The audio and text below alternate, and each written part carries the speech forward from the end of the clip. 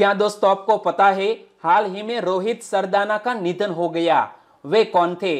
प्रतिवर्ष international jazz day कब मनाया जाता है? 1 मई को किस राज्य ने अपना स्थापना दिवस मनाया? ऐसे ही 13 बड़ी खबरों को कवर करते हुए हमने आज का बोले तो 1 मई 2021 का करंट अफेयर का वीडियो तैयार किया है। क्वालिटी की दृष्टि से बेस्ट है यह वीडियो, आप लास्ट तक देखें। लास्ट में मैं आपसे एक क्वेश्चन पूछूंगा जिसका आंसर आपको नीचे कमेंट बॉक्स में देना है। और अभी तक आपने हमारी GK 2020 चैनल को सब्सक्राइब नहीं किया है तो सब्सक्राइब कीजिए, पास में जो बेल आइकन है उसे भी प्रेस कर दीजिए क्योंकि आने वाले हर एक वीडियो की अपडेट आपको सबसे पहले मिले। चलिए बिना वक्त गवाए हम स्टार्ट करते हैं पहले क्वेश्चन से। दिल्ली राष्ट्रीय राजधानी क्षेत्र शासन संशोधन अधिनियम 2021 के अनुसार सरकार का आशय किससे होगा? हाल ही में दिल्ली राष्ट्रीय राजधानी क्षेत्र शासन संशोधन अधिनियम 2021 लागू कर दिया गया है और इसमें सरकार का आशय है लेफ्टिनेंट गवर्नर से, यानी कि इस क्वेश्चन का सही आंसर है ऑप्शन सी, उपराज्यपाल। और इस अधिनियम के तहत उपराज्यपाल की शक्ति को बढ़ा दिया गया है। और आप सबको पता है कि मुख्यमंत्री और लेफ्टिनेंट गवर्नर दिल्ली में जो है उनके बीच काफी कंट्रोवर्सी है। इनके कारण हाल ही में कुछ संशोधन किया गया है, लेकिन उपराज्यपाल की शक्ति को बढ़ा दिया गया है।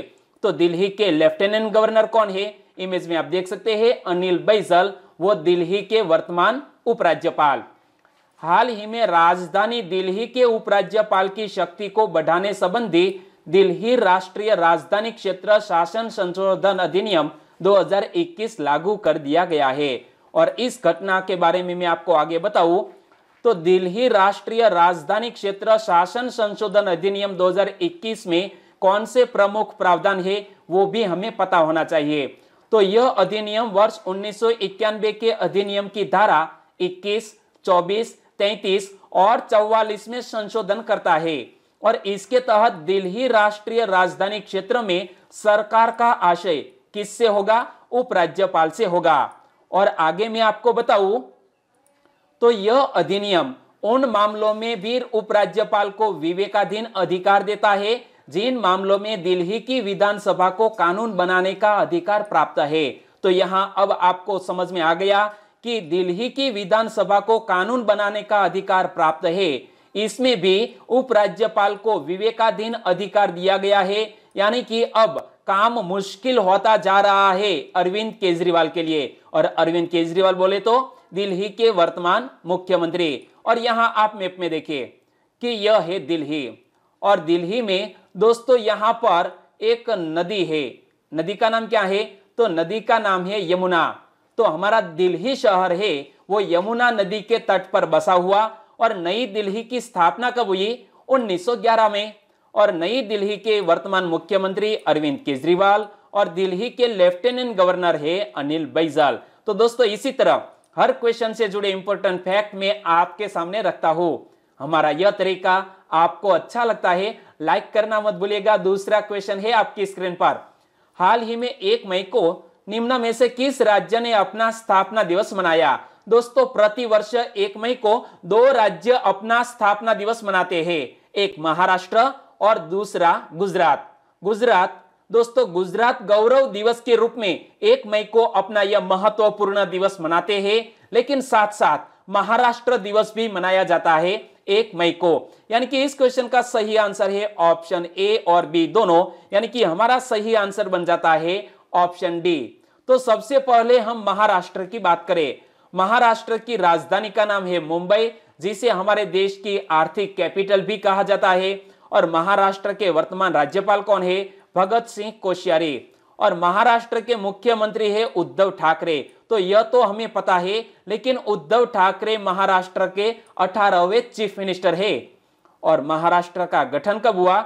1 मई 1960 को। और महाराष्ट्र के राज्य प्रतीक की बात करें तो महाराष्ट्र का राज्य पक्षी है पीले पैरों वाला हरा कबूतर। महाराष्ट्र का राज्य फूल है जरुल। महाराष्ट्र का राज्य पेड़ है आम। और महाराष्ट्र का राज्य पशु है भारतीय विशाल गिलहरी। ओके। और दोस्तों रेलवे और बैंकिंग एग्जामिनेशन में राज्य प्रतीक से जुड़े कुछ क्वेश्चन पूछ लिए जाते हैं। तो यह हमें याद रख लेना चाहिए। और साथ साथ अब बात करते हैं गुजरात की। तो गुजरात की कैपिटल का नाम है गांधीनगर। गांधीनगर को ग्रीन सिटी भी कहा जाता है और पूर्ण रूप से डेवलप्ड यह एक आयोजनबद्ध तरीके से विकसित किया गया शहर है गांधीनगर। और वर्तमान में गुजरात के राज्यपाल कौन है? आचार्य देवव्रत।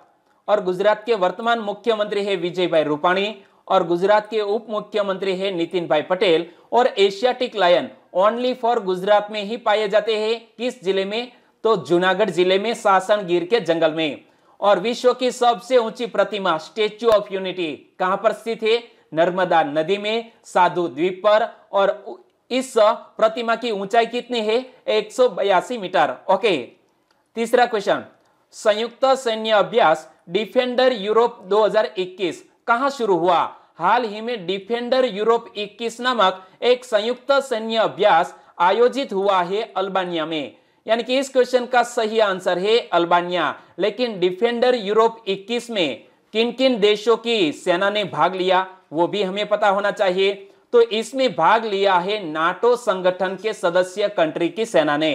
तो नाटो का पूर्ण स्वरूप क्या होता है? North Atlantic Treaty Organization NATO का पूर्ण स्वरूप। और नाटो ने संयुक्त राज्य अमेरिका और अन्य देशों के हजारों सैन्य बलों के साथ अल्बानिया में संयुक्त सैन्य अभ्यास जिसका नाम रखा गया है डिफेंडर यूरोप 21 जो हाल ही में शुरू हुआ है, जो पश्चिमी बाल्कन में द्वितीय विश्व युद्ध के बाद से पहले बड़े पैमाने पर आयोजित किया गया अभ्यास है। तो हमें देश का नाम याद रखना है कि यह डिफेंडर यूरोप 21 नामक एक संयुक्त सैन्य अभ्यास आयोजित किया गया है अल्बानिया में। लगभग 28,000 अमेरिकी, 26 देशों से मित्र राष्ट्र और साझेदार बल, बाल्टिक और अफ्रीका के 1 दर्जन से अधिक राष्ट्रों से लेकर महत्वपूर्ण काला सागर और बाल्कन क्षेत्रों में 30 से अधिक प्रशिक्षण क्षेत्रों में लगभग एक साथ संचालन करेंगे। जी हां दोस्तों, 30 से अधिक जगहों पर यह संयुक्त सैन्य अभ्यास आयोजित किया जा रहा है जिसका नाम है डिफेंडर यूरोप 21। और यहां इस युद्ध अभ्यास में कौन शामिल होंगे? नाटो के सदस्य कंट्री। तो नाटो का मुख्यालय कहां पर स्थित है? बेल्जियम के ब्रसेल्स में। और नाटो के सैन्य समिति के अध्यक्ष कौन बने हैं? Air chief marshal Stuart Peach, image में आप देख सकते हैं। और नाटो के सदस्य देशों की संख्या है 30।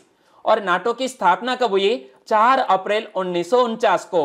और नाटो का 30वां सदस्य देश कौन बना? मैसेडोनिया, वो नाटो का 30वां सदस्य देश बना। और जब यह युद्ध अभ्यास आयोजित किया गया है अल्बानिया में, तो आप मैप में देखिए कि यहां पर है यह यूरोपियन कंट्री समूह और यहां पर एक छोटा सा देश है जिसका नाम है अल्बानिया। अल्बानिया की राजधानी है तिराना, अल्बानिया की करेंसी है लेक और अल्बानिया के वर्तमान राष्ट्रपति कौन है?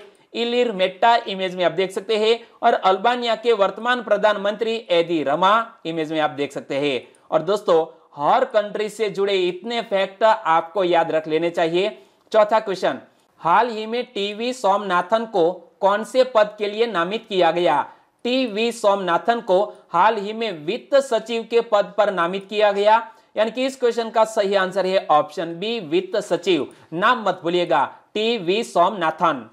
कार्मिक लोक शिकायत और पेंशन मंत्रालय द्वारा जारी हालिया आदेश के मुताबिक वित्त मंत्रालय में व्यय सचिव के रूप में कार्यरत टीवी सोमनाथन को वित्त सचिव के रूप में नामित किया गया है।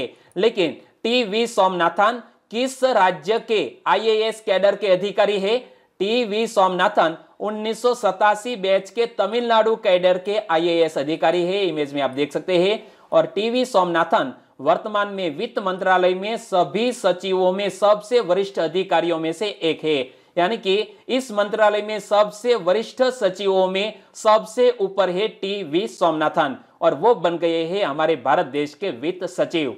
पांचवा क्वेश्चन, प्रत्येक वर्ष अंतरराष्ट्रीय श्रमिक दिवस कब मनाया जाता है? प्रत्येक वर्ष अंतरराष्ट्रीय श्रमिक दिवस मनाया जाता है 1 मई को। यानी कि इस क्वेश्चन का सही आंसर है 1 मई, बोले तो इंटरनेशनल लेबर्स डे। प्रत्येक वर्ष दुनिया भर में कई हिस्सों में 1 मई को मई दिवस अथवा अंतरराष्ट्रीय श्रमिक दिवस, इंग्लिश में बोले तो इंटरनेशनल वर्कर्स डे के रूप में मनाया जाता है। और यह दिवस जनसाधारण को नए समाज के निर्माण में श्रमिकों के योगदान और ऐतिहासिक श्रम आंदोलन का स्मरण कराता है। तो ऐतिहासिक श्रम आंदोलन किस देश में हुआ था? अमेरिका देश में हुआ था।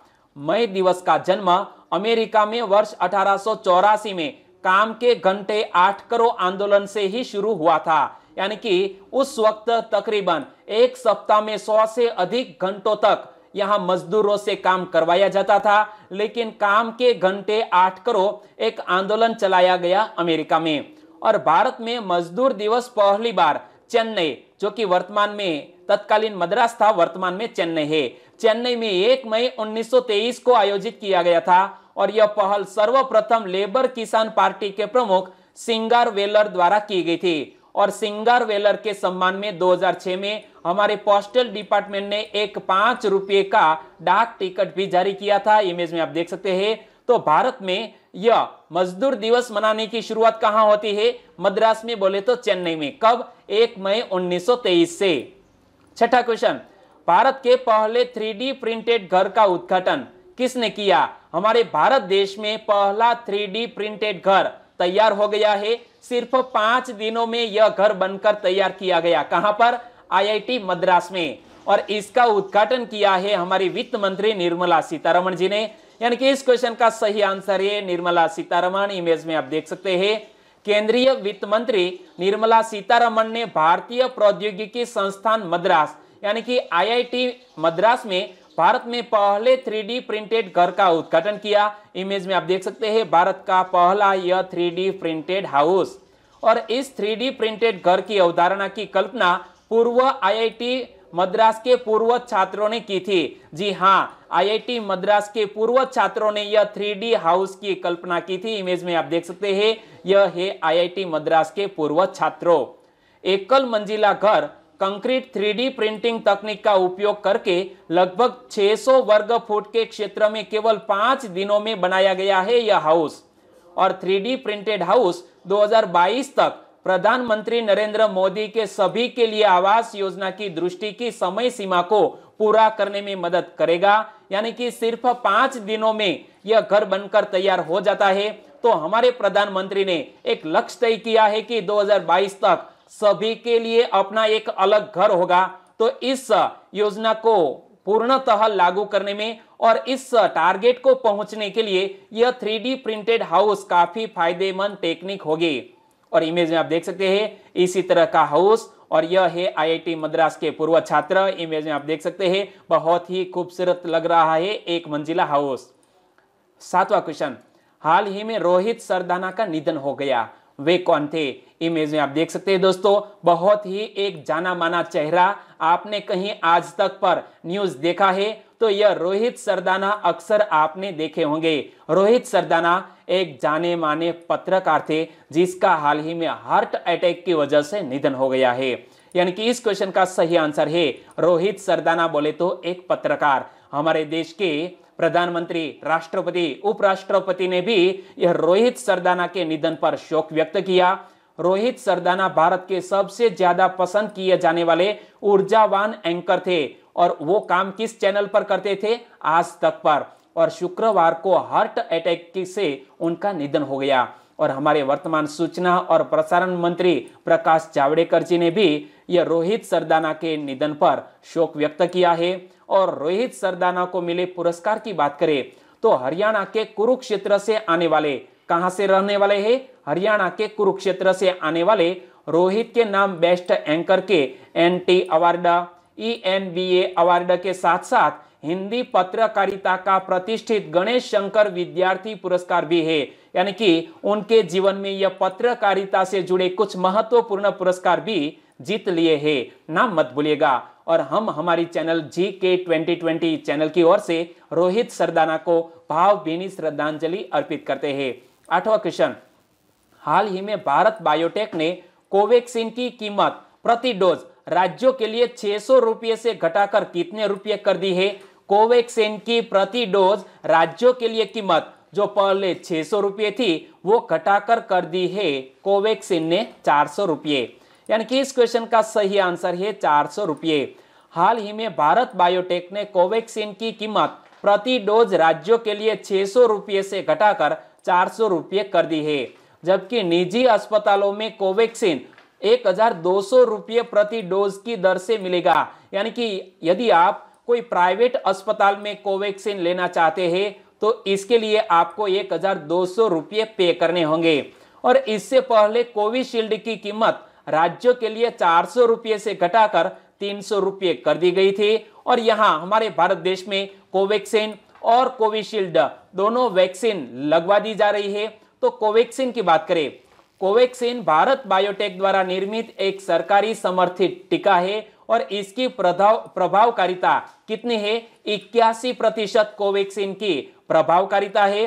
कोविशील्ड की बात करें तो कोविशील्ड वैक्सीन एस्ट्राजेनेका द्वारा निर्मित है। स्थानीय रूप से Covishield serum institute of India द्वारा निर्मित किया जा रहा है। यह चिंपांजी के एडेनो वायरस नामक एक सामान्य कोल्ड वायरस के कमजोर संस्करण से तैयार किया गया था। तो हमारे भारत देश में यह दोनों वैक्सीन हाल ही में चल रही है और तकरीबन 15 करोड़ से अधिक लोगों ने कोविड वैक्सीन ले ली है। तो आपकी आयु भी 18 वर्ष से अधिक है तो 1 मई से यानी कि आज से ही यह डोज लगवाना शुरू हो चुका है। तो आप भी रजिस्ट्रेशन कर लीजिए। और कौन सी वेबसाइट है? cowin.gov.in पर जाकर आपको एक सरल तरीके से रजिस्ट्रेशन करना होगा।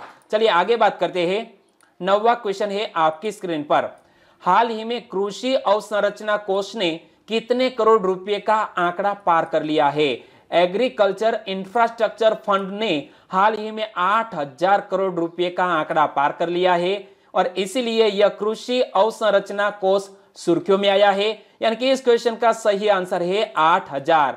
और यहां इमेज में पढ़िए, किसानों के लिए बनेगा 1 लाख करोड़ रुपए का कृषि अवसंरचना कोष। यानी कि हमारे प्रधानमंत्री ने 1 लाख करोड़ रुपए से एक कृषि अवसंरचना कोष स्थापित करने की बात कही थी। तो यह एग्रीकल्चरल इंफ्रास्ट्रक्चर फंड है क्या? देखो, कृषि अवसंरचना कोष कई कृषि परियोजनाओं को बढ़ावा देगा जो कि पूरे देश में किसानों के लिए लाभकारी सिद्ध होगा और यह एक केंद्रीय क्षेत्रक योजना है। जी हां दोस्तों, यह एक केंद्रीय क्षेत्रक योजना है। और एग्रीकल्चर इंफ्रास्ट्रक्चर फंड का उद्देश्य क्या है? फसल कटाई के बाद की बुनियादी सुविधाओं और सामुदायिक कृषि परिसंपत्तियों से संबंधित व्यवहार कार्य परियोजनाओं में निवेश हेतु मध्यम दीर्घकालिक ऋण वित्त पोषण की सुविधा प्रदान करना है यह एग्रीकल्चर इंफ्रास्ट्रक्चर फंड का। 10वां क्वेश्चन, हाल ही में यूरोपीय राजनयिकों को किसने निष्कासित किया? हाल ही में यूरोपीय राजनयिकों को निष्कासित किया है रूस देश ने। यानी कि इस क्वेश्चन का सही आंसर है रूस देश। रूस ने हाल ही में Latvia, Slovakia, Estonia, Lithuania, Romania, चेक राजनयिकों को निष्कासित कर दिया है। और इन देशों द्वारा रूसी राजनयिकों को निष्कासित करने के बाद रूस ने यह निर्णय लिया है। यानी कि यह सभी देशों ने सबसे पहले रूसी राजनयिकों को निष्कासित किया था और इसी के चलते रूस ने भी इसी तरह का कदम उठाया है। और इसके पीछे की जो पृष्ठभूमि है वो देख लीजिए कि चेक गणराज्य ने रूसी कर्मचारियों को दूतावास छोड़ने का आदेश दिया था। और इसके पीछे की वजह क्या थी? यह आदेश 2014 के विस्फोट के पीछे रूसी खुफिया अधिकारियों की भूमिका के आरोप के आधार पर जारी किया गया था और इसी के चलते यह रूस देश ने भी कदम उठाया है। तो क्या दोस्तों, रूस की बेसिक इंफॉर्मेशन आपको पता है कि रूस की कैपिटल का नाम क्या है? रूस के वर्तमान राष्ट्रपति कौन है? रूस की संसद का नाम क्या है? यह अक्सर मैंने आपको बताया है। आपको याद है तो आज नीचे कमेंट बॉक्स में आपको लिखना ही होगा। 11वां क्वेश्चन, हाल ही में इंटरनेशनल जैज डे कब मनाया गया? प्रति वर्ष इंटरनेशनल जैज डे मनाया जाता है 30 अप्रैल को। यानी कि कल ही 30 अप्रैल को इंटरनेशनल जैज डे मनाया गया। यानी कि इस क्वेश्चन का सही आंसर है 30 अप्रैल। विश्व के सभी कोनों में लोगों को एकजुट करने में जैज के महत्व और इसकी कूटनीतिक भूमिका को उजागर करने के लिए हर साल 30 अप्रैल को इंटरनेशनल जैज डे मनाया जाता है। और मैं इस दिवस के बारे में आगे बताऊं तो 2021 में इंटरनेशनल जैज डे की 10वीं वर्षगांठ मनाई जा रही है। 2021 में यह 10वीं वर्षगांठ मनाई जा रही है और यह दिन जैज पियानो वादक और यूनेस्को सद्भावना राजदूत जिसका नाम है हर्बी हैनकॉक। क्या? हर्बी हैनकॉक के विचार पर यह दिवस मनाया गया था। और जैज का संगीत रूप अफ्रीकी अमेरिकियों द्वारा विकसित किया गया था।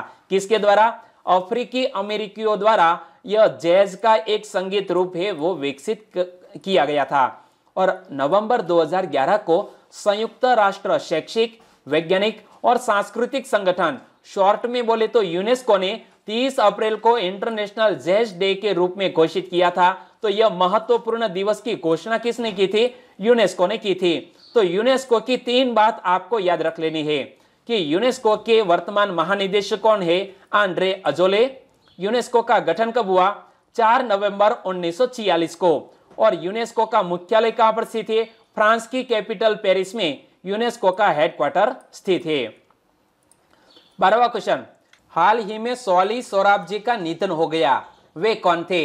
हाल ही में सॉली सोराब जी का निधन हो गया, वो हमारे भारत देश के एक पूर्व अटॉर्नी जनरल थे, यानी कि एक प्रसिद्ध न्यायविद थे। यानी कि इस क्वेश्चन का सही आंसर है प्रसिद्ध न्यायविद सॉली सोराब जी का निधन हो गया। इमेज में आप देख सकते हैं कोविड-19 के कारण सॉली सोराब जी का निधन हो गया है। पूर्व अटॉर्नी जनरल और पद्म विभूषण से सम्मानित सॉली सोराब जी का कोविड से संक्रमित होने के बाद निधन हो गया। 91 वर्षीय सॉली सोराब जी विधि क्षेत्र में अपने लंबे और उल्लेखनीय करियर में कई प्रतिष्ठित राष्ट्रीय और अंतर्राष्ट्रीय संगठनों में महत्वपूर्ण पदों पर रह चुके थे, लेकिन हाल ही में निधन हो गया है। नाम मत भूलिएगा, सॉली सोराब जी बोले तो भारत देश के पूर्व अटॉर्नी जनरल। 13वां क्वेश्चन, बजाज ऑटो के नए अध्यक्ष कौन होंगे? बजाज ऑटो के नए अध्यक्ष होंगे नीरज बजाज। यानी कि इस क्वेश्चन का सही आंसर है नीरज बजाज। नीरज बजाज किसका स्थान लेंगे? राहुल बजाज का स्थान लेंगे। तो इमेज में आप देखिए, क्योंकि इमेज के जरिए बहुत ही अच्छी तरह हम समझ सकते हैं, यह है नीरज बजाज और वो राहुल बजाज का स्थान लेंगे। बजाज ऑटो ने नीरज बजाज को 1 मई 2021 से बोर्ड के नए अध्यक्ष के रूप में नियुक्त करने की घोषणा की है। वाहन निर्माता ने राहुल बजाज के अपने अध्यक्ष पद से सेवानिवृत्ति की भी घोषणा की है, यानी कि राहुल बजाज सेवानिवृत्त हो रहे हैं, जिसका स्थान लेंगे नीरज बजाज। और अब बात करते हैं दोस्तों लास्ट वीडियो के क्वेश्चन के। लास्ट वीडियो में मैंने आपसे क्वेश्चन पूछा था, कोविड टीकाकरण के लिए 18 वर्ष से अधिक आयु के सभी लोगों के लिए पंजीकरण प्रक्रिया किस पोर्टल पर शुरू हो गई है? दोस्तों, यदि आपकी आयु 18 वर्ष से अधिक है तो एक पोर्टल जिसका नाम है cowin.gov.in, और इस पर जाकर आप बहुत ही सरल तरीके से रजिस्ट्रेशन कर सकते हैं। और कोविड की दोनों वैक्सीन, दोस्तों निश्चिंत रहिए, मैंने डोज ले लिए हैं, दोनों डोज ले लिए हैं, कोई भी साइड इफेक्ट नहीं है और इसीलिए चिंता की भी कोई बात नहीं है। लगभग सभी दोस्तों ने इस क्वेश्चन का सही आंसर दिया है। इनमें से कुछ फ्रेंड के नाम लेना चाहूंगा, तो वो है भाविका भवानी, योगेश ठाकुर। योगेश ठाकुर ने लिखा है कि हमारा भी नाम बोलिए, तो आप रेगुलर वीडियो देखिए, हम रैंडमली तरीके से योगेश जी नाम सिलेक्ट करते हैं, आपका नाम भी आएगा। Okay, thank you. Pintu Ramesh भाई, आपका आंसर बिल्कुल सही। सिसोदिया प्रदीप सिंह, बिल्कुल सही लिखा है। भरत कुमार ईश्वर भाई पटेल और संजय कुमार। संजय कुमार ने एक्सिस बैंक की टैगलाइन क्या है? बढ़ती का नाम जिंदगी। तो कल ही दोस्तों हमने 2 बैंकों और 2 बैंकों की टैगलाइन के बारे में पढ़ा था। ओके, तो आपने बहुत ही ध्यान से वीडियो देखा है, यह पता चल जाता है। योगेश ठाकुर, उन्होंने लिखा है कि सर प्लीज सुबह 4 बजे यह वीडियो अपलोड कीजिए। तो कोविड-19 के कारण दोस्तों हमारी टीम में जो सभी मेंबर्स हैं वो अपने घर पर है और मैं अकेला ही यह वीडियो बनाकर आपको प्रोवाइड कर रहा हूं, और इसलिए कभी कभी ऐसा हो सकता है कि आपको टाइम पर वीडियो न मिले, लेकिन दिन में आपको वीडियो मिल ही जाएगा। ओके, चुडासमा हर्षा और मकवाना शैलेश जी, सभी दोस्तों को बहुत बहुत धन्यवाद, क्योंकि चुडासमा हर्षा ने आईसीआईसी बैंक की टैगलाइन लिखी है कि हम है ना ख्याल आपका, और मकवाना शैलेश जी ने गुड मॉर्निंग लिखा है और उन्होंने लिखा है कि वेरी यूजफुल वीडियो, थैंक्स। तो हम बहुत ही अच्छा और क्वालिटी पूर्ण वीडियो बनाने का प्रयास करते हैं, क्योंकि आपको एग्जामिनेशन में ज्यादा से ज्यादा हेल्पफुल हो। सही बात है ना? चलिए वीडियो को लाइक कीजिए। और आज के वीडियो का क्वेश्चन ये रहा स्क्रीन पर, हर साल आयुष्मान भारत दिवस कब मनाया जाता है? आयुष्मान भारत दिवस प्रति वर्ष कब मनाया जाता है? सही ऑप्शन चुनिए और आपको आंसर देना है नीचे कमेंट बॉक्स में। और वीडियो वाकई में अच्छा लगा, हेल्पफुल लगा तो आपके दोस्तों को फेसबुक, व्हाट्सएप या टेलीग्राम के जरिए इस वीडियो की लिंक शेयर करना मत भूलिएगा। बस छोटी सी उम्मीद के साथ वीडियो खत्म करते हैं, फिर मिलेंगे नए करंट अफेयर वीडियो के साथ। तब तक के लिए टेक केयर एंड जय हिंद।